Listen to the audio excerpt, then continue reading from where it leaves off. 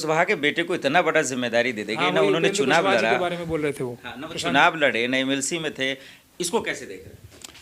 एक भी बीजेपी और आरएसएस का वर्कर, एक भी कोई चुनाव लड़के थोड़ी जीता है।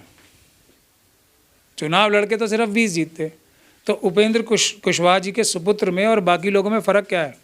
उन्होंने सिर्फ एक छदम चुनाव लड़ा है ईवीएम के माध्यम से और जीते हैं, उन्होंने नहीं लड़ा, अब लड़ लेंगे, आ जाएंगे, क्या फ़र्क पड़ा? ईवीएम से तो चुनाव होना है। अचानक से शपथ ले लिए मोदी जी, उनका पीठ भी थपथपा रहे थे।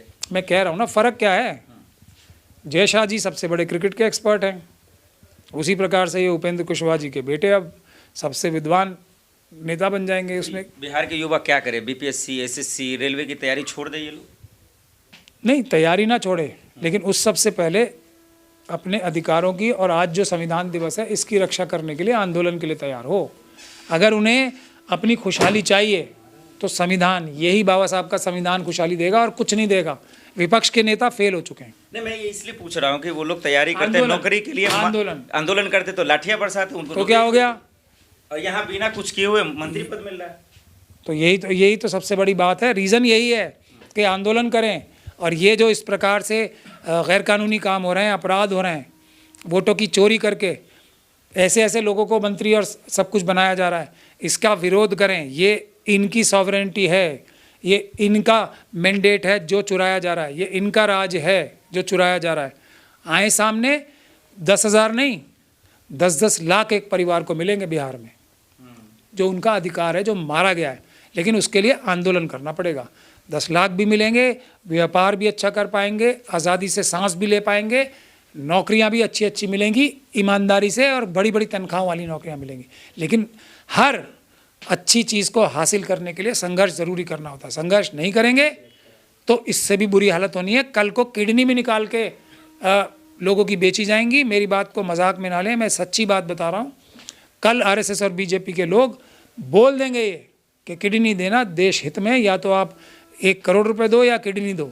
जिसके पास 1 करोड़ नहीं होगा उसकी किडनी बेच देंगे देशभक्ति के नाम पे। कह रहे कि परिवारवाद का बीजेपी एक सबूत दे रही है। बीजेपी की, देखिए मैं तो आरएसएस और बीजेपी के बारे में एक ही बात बोलता हूँ, उनकी कोई भी बात सच नहीं होती।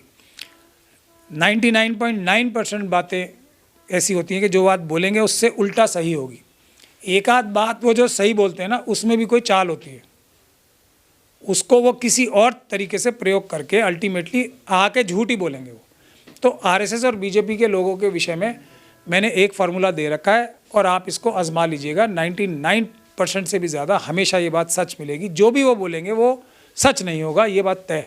एक्चुअल में क्या कुर्सी के लायक थे उपेंद्र जी के बेटा? क्या वाकई में थे उसके लायक? उतने ही थे जितने जय शाह जी आज क्रिकेट की सभी पदों पे रहने के लायक है, उससे ज़्यादा नहीं, ना उससे कम। कहा कि पढ़े लिखे हैं, सॉफ्टवेयर इंजीनियर था हमारा बेटा, ना उससे ज़्यादा ना उससे कम। जय शाह जी बस जितने हकदार वो हैं, जितने समझदार वो हैं, उतने ही उपेंद्र कुशवाहा जी के भी जो सपुत्र है वो बराबर की है क्वालिफिकेशन दोनों की अपनी अपनी फील्ड में, और दोनों टॉप पे जा रहे हैं। इसमें कोई शक और शुबे की गुंजाइश नहीं है, क्योंकि ये तो मशीनों का चुनाव है ना, वोटों का चुनाव थोड़ी है। वरना उपेंद्र कुशवाहा जी नहीं जीतते। अगर असली चुनाव हो जाए तो इनकी 50 सीटें नहीं आएंगी एनडीए की। असली चुनाव हो जाए तो 20 बीजेपी की आएंगी और बाकी सब मिला के 30 सीटें और किसी की आएंगी। बहुत शुक्रिया मुझसे बात।